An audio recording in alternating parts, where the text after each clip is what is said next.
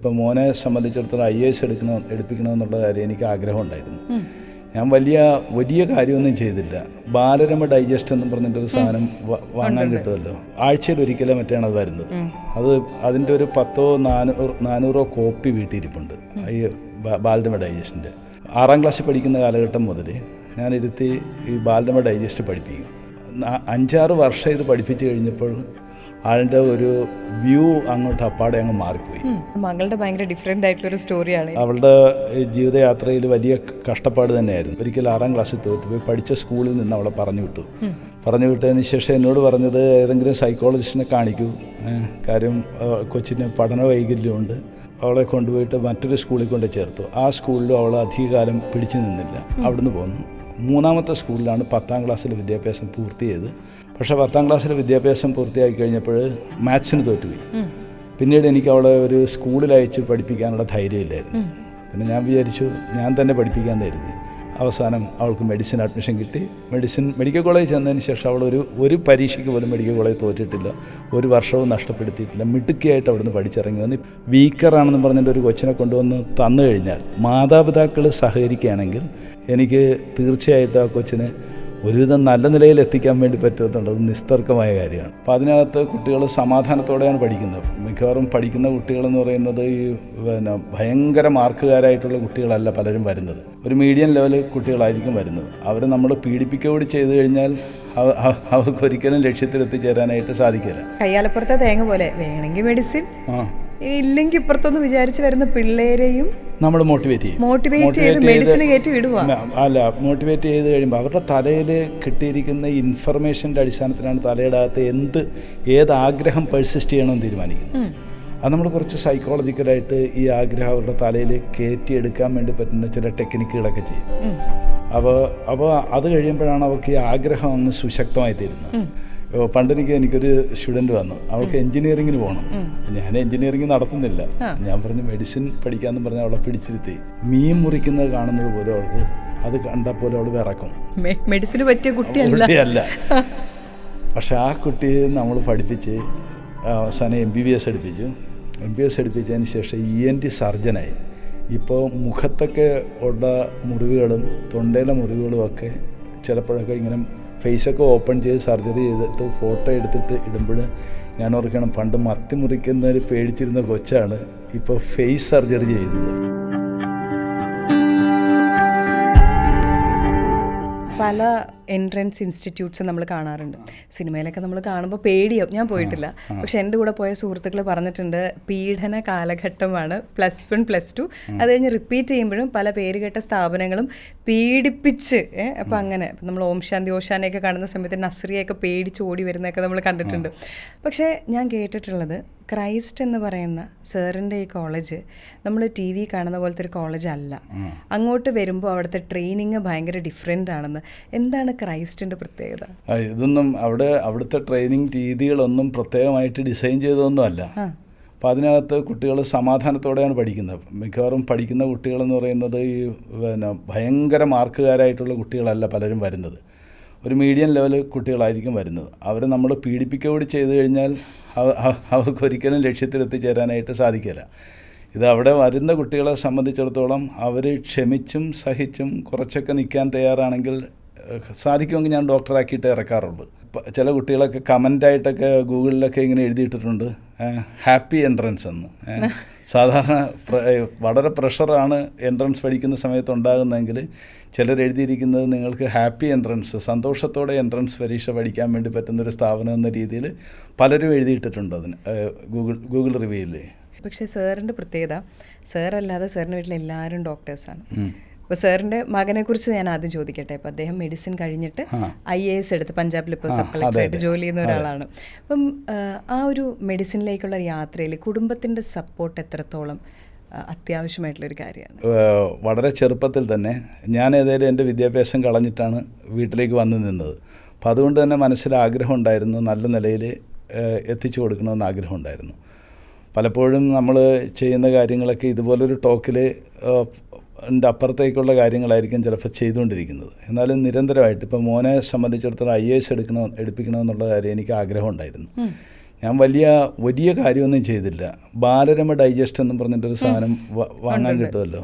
അത് ഒരു ആഴ്ചയിലൊരിക്കലും മറ്റാണ് അത് വരുന്നത്. അതിൻ്റെ ഒരു 400 കോപ്പി വീട്ടിലിരിപ്പുണ്ട് ഈ ബാലരമ ഡൈജസ്റ്റിൻ്റെ. അപ്പം ഞാനിത് വാങ്ങിച്ചു കഴിഞ്ഞാൽ ആളെ ഇരുത്തിയിട്ട് 6ാം ക്ലാസ്സിൽ പഠിക്കുന്ന കാലഘട്ടം മുതൽ ഞാനിരുത്തി ഈ ബാലരമ ഡൈജസ്റ്റ് പഠിപ്പിക്കും. ആഴ്ചയിലൊരിക്കൽ ഒരു ചെറിയ ടെസ്റ്റ് പേപ്പർ ഇടും. അപ്പോൾ ടെസ്റ്റ് പേപ്പർ ഇടും. ഒരു 5-6 വർഷം ഇത് പഠിപ്പിച്ച് കഴിഞ്ഞപ്പോൾ ആളുടെ ഒരു വ്യൂ അങ്ങോട്ട് അപ്പാടെ അങ്ങ് മാറിപ്പോയി. പിന്നീട് എനിക്കൊന്നും പഠിപ്പിക്കേണ്ടി വന്നിട്ടില്ല. IAS വേണം എന്നുള്ളത് എപ്പോഴും ചെവിയിൽ ഓതി കൊടുത്തുകൊണ്ടിരുന്നു. നിരന്തരമായിട്ട് ഞങ്ങളുടെ കുടുംബ പ്രാർത്ഥനകളിലും അതുപോലുള്ള എവിടെയെങ്കിലും പോയി പ്രാർത്ഥിക്കുന്ന സമയത്തൊക്കെ IAS വേണമെന്ന് പറഞ്ഞ് പ്രാർത്ഥിക്കുമായിരുന്നു. പിന്നെ വീട്ടിലിങ്ങനെ മെഡിക്കൽ എൻട്രൻസ് നടത്തിക്കൊണ്ടിരിക്കുന്ന കാരണം സയൻസ് +2 ബയോളജി സയൻസ് പഠിപ്പിച്ചതിന് ശേഷം വീട്ടിലിരുത്തി എൻട്രൻസിന് വേണ്ടി പ്രിപ്പയർ ചെയ്യിച്ചു. +2ൻ്റെ കൂടെ തന്നെ ആൾ മെഡിസിൻ ക്വാളിഫൈ ചെയ്തു. മെഡിസിൻ കിട്ടിക്കഴിഞ്ഞപ്പോൾ ആളിന് പോകാൻ അത്ര അങ്ങ് താല്പര്യമില്ലായിരുന്നു. പറഞ്ഞു IAS ആണല്ലോ ലക്ഷ്യം വെക്കുന്നത്, ഈ മെഡിസിൻ പഠിച്ച് സമയം കളയണോ എന്നുള്ളതായിരുന്നു ചിന്ത. അപ്പോൾ ഞങ്ങൾ വീട്ടിൽ നിന്ന് പറഞ്ഞതെന്ന് പറയുന്നത് IAS എന്ന് പറയുന്നത് ഇന്ത്യയിൽ ഒരു 180 പേർക്കാണ് ഒരു വർഷം IAS കിട്ടുന്നത്. മെഡിസിൻ കൈ കിട്ടിയ സാധനമാണ്. അപ്പോൾ അത് കളയാൻ പറ്റത്തില്ല. അതെടുത്തതിന് ശേഷം പിന്നെ സ്വതന്ത്രമായിട്ട് എപ്പോൾ വേണമെങ്കിലും സിവിൽ സർവീസിന് വേണ്ടി പരിശ്രമിച്ചോളാൻ പറഞ്ഞു.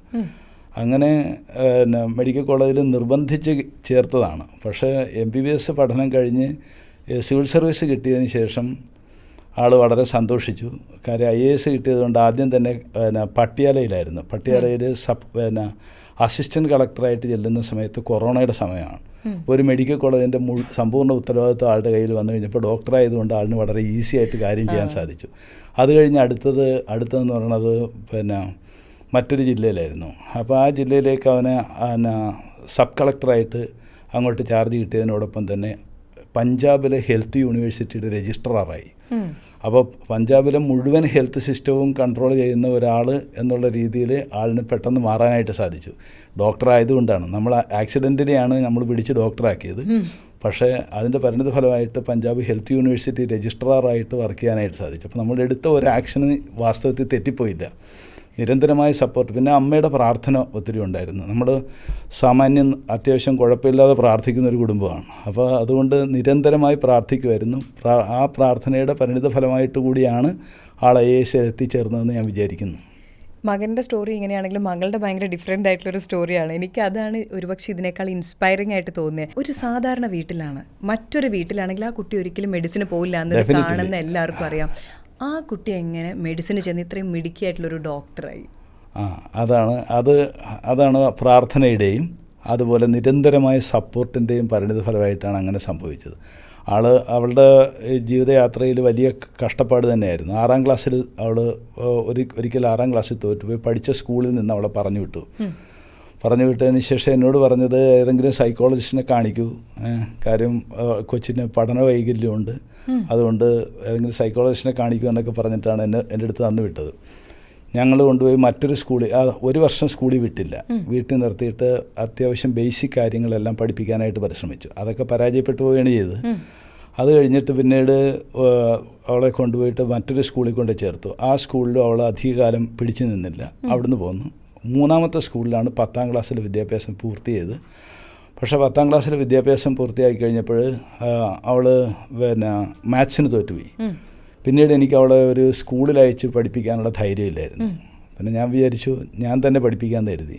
അങ്ങനെ വീട്ടിൽ പിടിച്ച് നിർത്തി ഞാൻ പഠിപ്പിച്ച് കഴിഞ്ഞപ്പോൾ എനിക്ക് ആദ്യത്തെ സ്ട്രോക്ക് കിട്ടിയെന്നുള്ളത് ഇവിടെ ഞാൻ ഈ +1 കെമിസ്ട്രിയുടെ പരീക്ഷയിൽ തിയറി 60 മാർക്കിലാണ് തിയറി പരീക്ഷ നടക്കുന്നത്.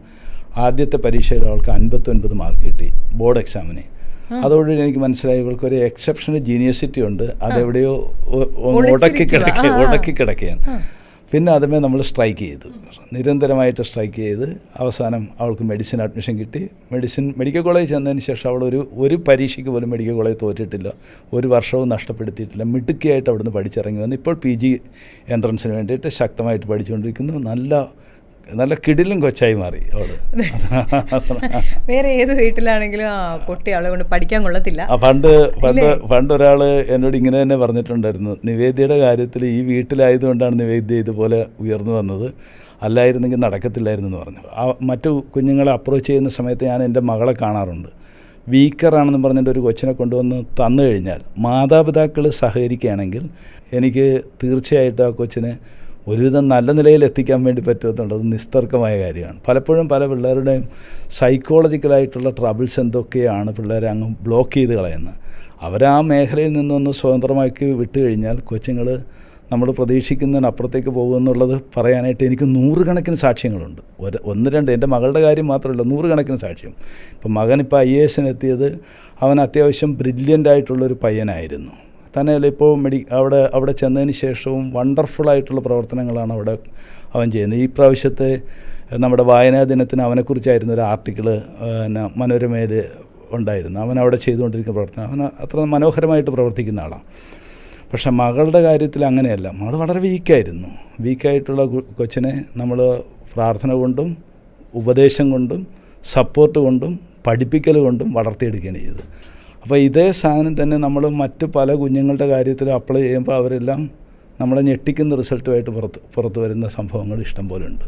അങ്ങനെയാണ് ഞാൻ ചോദിക്കട്ടെ, ഇപ്പോൾ ഇത്രയും കാലം ഒരുപാട് ഡോക്ടേഴ്സിനെ അവിടെ പ്രൊഡ്യൂസ് ചെയ്ത് കഴിഞ്ഞു. അതായത് വളരെ ആവറേജ് ആയിട്ട് വന്ന പിള്ളേർ ഒരിക്കലും സമൂഹമോ സ്വന്തം വീട്ടുകാർ അപ്പനും അമ്മയും പോലും വിശ്വസിക്കാതിരുന്നവർ. തീർച്ചയായിട്ടും അങ്ങനെയുള്ള ഒരുപാട് കേസുകൾ. അങ്ങനത്തെ ഓർക്കുമ്പോൾ കണ്ണ് നിറയുന്ന അല്ലെങ്കിൽ ഒരിക്കലും മറക്കത്തില്ലാത്ത 1-2 പേരുടെ കഥകൾ എൻ്റെ അടുത്ത് പറയാമോ? 1-2 ഒരുപാട്. ഇപ്പോൾ ഈ അടുത്തിടയ്ക്ക് ഉണ്ടായൊരു സംഭവം എന്ന് പറയുന്നത്, വീട്ടിലൊരു പയ്യൻ അവൻ്റെ അച്ഛൻ ഉപേക്ഷിച്ച് പോയതാണ്. അമ്മയും മകനും 2 ആൺകുട്ടികളും കൂടിയാണ് വീട്ടിൽ താമസിക്കുന്നത്. ഒരിക്കൽ എൻ്റെ അടുത്ത് എൻട്രൻസ് പഠിക്കാനായിട്ട് വന്നു. അപ്പോൾ 1 വർഷം പഠിച്ചു. വലിയ പെർഫോമൻസ് ഒന്നും ആ വർഷം ഉണ്ടാക്കിയില്ല. എന്നാലും ഇവൻ്റെ അകത്തൊരു തീ ഉണ്ടെന്ന് എനിക്കറിയായിരുന്നു. അത് കഴിഞ്ഞ് കുറച്ച് ദിവസം ഇവിടെ വീട്ടിലിങ്ങനെ വെയിറ്റ് ചെയ്തുകൊണ്ടിരിക്കുന്ന സമയത്ത് യാദൃശ്യമായിട്ട് ഫോണിൽ വാട്സാപ്പ് നോക്കിക്കൊണ്ടിരിക്കുമ്പോൾ അവൻ്റെ ഒരു സ്റ്റാറ്റസ് കണ്ട് അവൻ ബിരിയാണി വിൽക്കാൻ വേണ്ടിയിട്ട് റോഡ് സൈഡിൽ ചരുവത്തിൽ കൊണ്ടുവന്ന് ബിരിയാണി വെച്ചിട്ട് ആൾക്കാർക്ക് വിൽക്കാൻ വേണ്ടി നിൽക്കുന്നു. അപ്പോൾ എനിക്ക് ഭയങ്കര സങ്കടം. ഞാൻ അവനെ വിളിപ്പിച്ചിട്ട് പറഞ്ഞു, നീ എന്ത് പണിയാണ് ഈ കാണിക്കുന്നത്, നീ വരാൻ പറഞ്ഞു. അവന് 2-3 ദിവസത്തിനുള്ളിൽ തന്നെ അവൻ വന്നു. ഇപ്പോൾ അവൻ കോന്നി മെഡിക്കൽ കോളേജിൽ MBBS പഠിച്ചുകൊണ്ടിരിക്കുകയാണ്, ഗവൺമെൻറ് മെഡിക്കൽ കോളേജിൽ. അതാണ് ട്രാൻസ്ഫർമേഷൻ.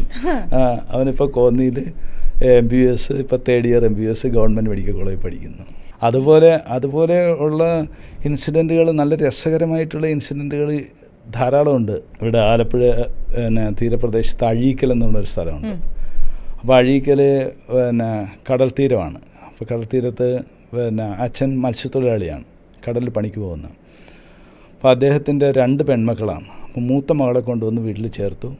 അവൾ 2 വർഷം വേണ്ടി വന്നു, പഠിച്ചിട്ട് അഡ്മിഷൻ എടുത്ത് മെഡിസിൻ പഠിക്കാൻ വേണ്ടി പോയി. അപ്പോൾ ഇളയ മകൾ കുറേ കൂടി 10ാം ക്ലാസ്സിലും +2-നും ഒക്കെ മാർക്ക് കുറവുള്ള കുട്ടിയാണ്. അപ്പോൾ അവളെ ഏതായാലും ചേച്ചിയെ ചേർത്തത് കാരണം അവളെ കൊണ്ടുവന്ന് നിർത്തി. അപ്പോൾ അവളെ കൊണ്ടുവന്ന് അവൾ പഠിച്ചുകൊണ്ടിരിക്കുന്ന സമയത്ത് ചേച്ചി അവിടെ MBBS തീരുന്ന അവസ്ഥയായി. അങ്ങനെ 2ാമത്തെ അവൾ വന്ന് അവൾക്ക് മെഡിസിൻ കിട്ടി. ഇപ്പോൾ അച്ഛൻ ഇപ്പോഴും കടലിൽ പണിക്ക് പോകുന്നത്, പൊന്തെന്ന് പറയുന്ന ഒരു സാധനത്തിനാണ് കടലിൽ പണിക്ക് പോകുന്നത്. മകള് PG MS സർജറി ചെയ്തുകൊണ്ടിരിക്കുന്നു. അനിയത്തി ഇപ്പോൾ ഹൗസ് സർജൻസി ചെയ്തുകൊണ്ടിരിക്കുന്നു. ഇതൊക്കെ കാണുമ്പോൾ നമുക്ക് ഭയങ്കര സന്തോഷമാണ്. ആ വീട്ടിലൊക്കെ ചെന്ന് ആ വീടിൻ്റെ ഒരു അറ്റ്മോസ്ഫിയറൊക്കെ കാണുമ്പോൾ ഒരാൾ MS സർജറി ചെയ്യുന്നു, ഒരാൾ MBBS കഴിഞ്ഞിട്ട് ഹൗസ് സർജൻസി ചെയ്തുകൊണ്ടിരിക്കുന്നു. ഇത്തരത്തിലുള്ള രസമുള്ള ചരിത്രം എന്ന് വെച്ചാൽ പല വീടുകളിലും നമ്മൾ ആ പ്രദേശത്തുള്ള ഗ്രാമത്തിലൂടെ നടന്നു പോയി കഴിഞ്ഞാൽ തന്നെ നമുക്ക് ഓരോ വീടിലും ഓരോ വ്യക്തി ഒരു സ്റ്റോറിയായിട്ട് നമുക്ക് അനുഭവപ്പെടും. അവരെ നമ്മൾ സമീപിക്കുകയും അവരുമായിട്ട് ഇടപെടുകയും ചെയ്യുമ്പോൾ അവർക്കുണ്ടാകുന്ന മാറ്റം നമ്മുടെ ജീവിതത്തിൽ ഒരിക്കലും മറക്കാത്ത കഥകളായിട്ട് നമ്മുടെ ഉള്ളിൽ കിടക്കുന്നത്. എനിക്കൊരു സ്റ്റുഡൻറ്റ് വന്നു, അവൾക്ക് എൻജിനീയറിങ്ങിന് പോകണം. അപ്പം ഞാൻ എൻജിനീയറിങ് നടത്തുന്നില്ല, ഞാൻ പറഞ്ഞു മെഡിസിൻ പഠിക്കാമെന്ന് പറഞ്ഞ് അവളെ പിടിച്ചിരുത്തിയതിന് ശേഷം അപ്പോൾ അവൾ അന്ന് ഇങ്ങനെ നിർബന്ധം പിടിക്കുകയാണ്, എനിക്ക് എൻജിനീയറിങ് പഠിച്ചാൽ മതി. ഞാൻ അവളെ കൂടെ വീട്ടിൽ തന്നെ കുറച്ച് അങ്ങോട്ടും ഇങ്ങോട്ടും നടക്കാനുള്ളൊരു സ്ഥലമുണ്ട്. അപ്പോൾ ഞങ്ങൾ നടന്നിട്ട് ഞാൻ അവളോട് പറഞ്ഞു, മെഡിസിൻ പഠിക്കുക, നമുക്ക് ശരിയാക്കാമെന്ന്. അപ്പോൾ അവൾക്ക് എല്ലാം പേടിയാണ്. വീട്ടിൽ പ്രത്യേക അറ്റ്മോസ്ഫിയർ വളർന്ന മീൻ മുറിക്കുന്നത് കാണുന്നത് പോലും അവൾക്ക്, അത് കണ്ടാൽ പോലും അവൾ വിറക്കും. മത്തിയുടെയൊക്കെ തല ഇങ്ങനെ മുറിക്കുന്നത് കണ്ടു കഴിഞ്ഞാൽ അവൾ വിറച്ചു പോകും. കുട്ടിയല്ല. പക്ഷെ ആ കുട്ടിയെ നമ്മൾ പഠിപ്പിച്ച് അവസാനം MBBS എടുപ്പിച്ചതിന് ശേഷം ENT സർജനായി.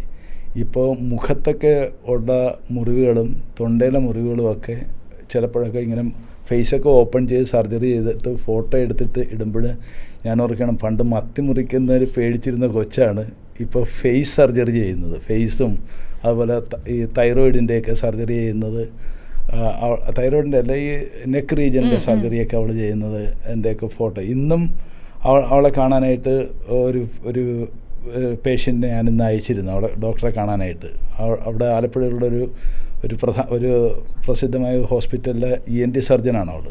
അപ്പോൾ ഈ രീതിയിലുള്ള ട്രാൻസ്ഫർമേഷൻ ഉണ്ട്. മത്തി മുറിക്കുന്നത് പേടിയ അയാൾ ഫേസ് സർജറി ചെയ്യുന്ന സിറ്റുവേഷനിലേക്ക് വരുന്ന പിള്ളേരിൽ എനിക്ക് എങ്ങനെയെങ്കിലും മെഡിസിൻ എന്ന MBBS ഡോക്ടർ എന്നുള്ള പേര് കിട്ടണമെന്ന് പറയുന്ന പിള്ളേരും അല്ലാതെ എനിക്കിത് ഒരു സർവീസിൻ്റെ ഭാഗമാണെന്ന് കരുതുന്ന ഒരു ആറ്റിറ്റ്യൂഡുള്ള പിള്ളേരും തമ്മിൽ അവരുടെ റിസൾട്ട്സിന് എന്തെങ്കിലും വ്യത്യാസം വരാറുണ്ടോ? ഇല്ല. നമ്മൾ എർത്തിൽ നമ്മൾ ഏത് കാര്യം ചെയ്യാൻ വേണ്ടി പോയി കഴിഞ്ഞാലും നമുക്ക് മനസ്സിലാക്കാൻ സാധിക്കുന്നൊരു കാര്യമുണ്ട്. ഇവിടെ കഠിനാധ്വാനം ചെയ്യുന്ന ആരാണേലും അവർ വിജയിക്കാനുള്ള സാധ്യതയാണുള്ളത്. അപ്പോൾ ഇവിടെ വിവേകത്തോടെ ആരും നന്നായിട്ട് പഠിക്കുന്നു അവർ ജയിക്കും. അങ്ങനെ പഠിപ്പിക്കാനായിട്ട് നമ്മൾ കുട്ടികളെ, അങ്ങനെ പഠനശീലം ഇല്ലാത്തവരെ പഠിപ്പിച്ച് രക്ഷപ്പെടുത്താനായിട്ടാണ് നമ്മൾ ശ്രമിക്കുന്നത്.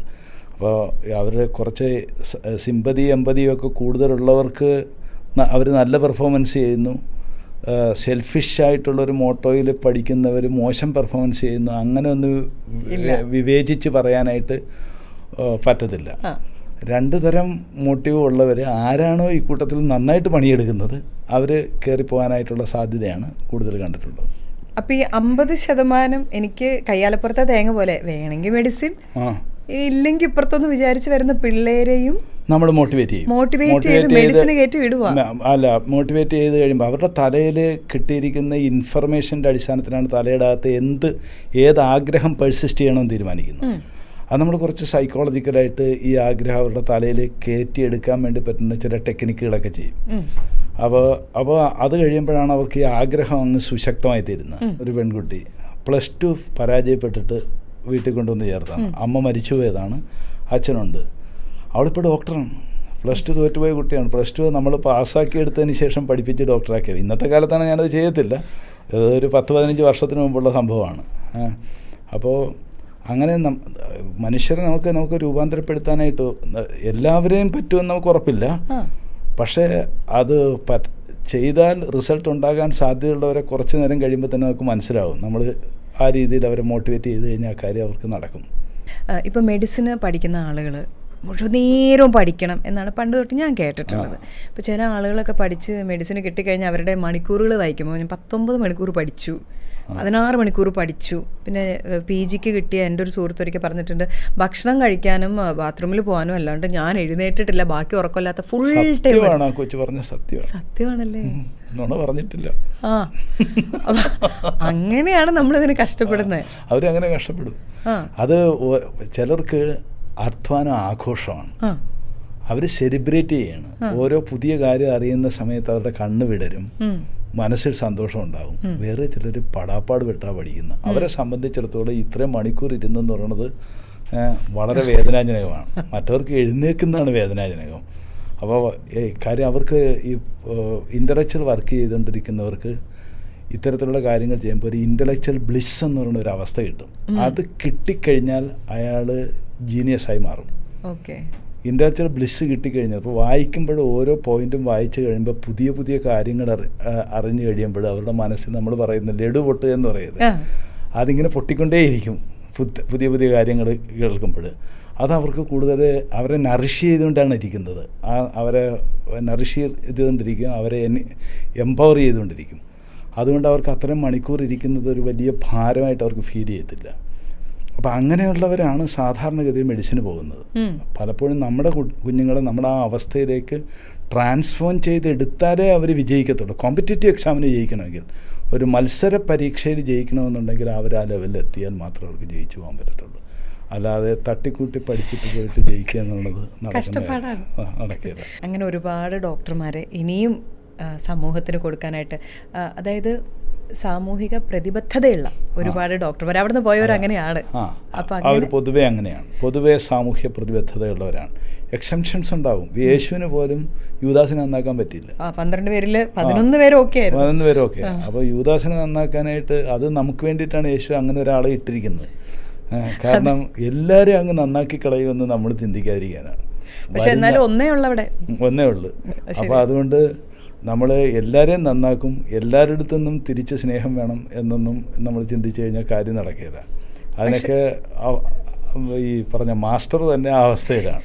മെജോറിറ്റിയും അങ്ങനെയാണല്ലോ, അത് മതി. അപ്പം ഒരുപാട് നന്ദി. ഇനിയും ഒരുപാട് പിള്ളേരെ, അതായത് എനിക്ക് പറ്റത്തില്ല എന്ന് പറയുമ്പോൾ, അപ്പനും അമ്മയും പറയുമ്പോൾ, അല്ലെങ്കിൽ സമൂഹം പറയുമ്പോൾ, അങ്ങനെയല്ല, ഈ മാർക്ക് വെച്ചിട്ടാണെങ്കിലും ഞാൻ പരിശ്രമിച്ചാൽ എനിക്ക് പറ്റും എന്നൊരു കോൺഫിഡൻസ് അങ്ങനെ കൊടുത്ത് ഒരുപാട് ഡോക്ടർമാരെ സൃഷ്ടിക്കാൻ സാധിക്കട്ടെ എന്ന് ആശംസിച്ചുകൊണ്ടും പ്രാർത്ഥിച്ചുകൊണ്ടും നമുക്ക് നിർത്താം. Thank you so much for your time.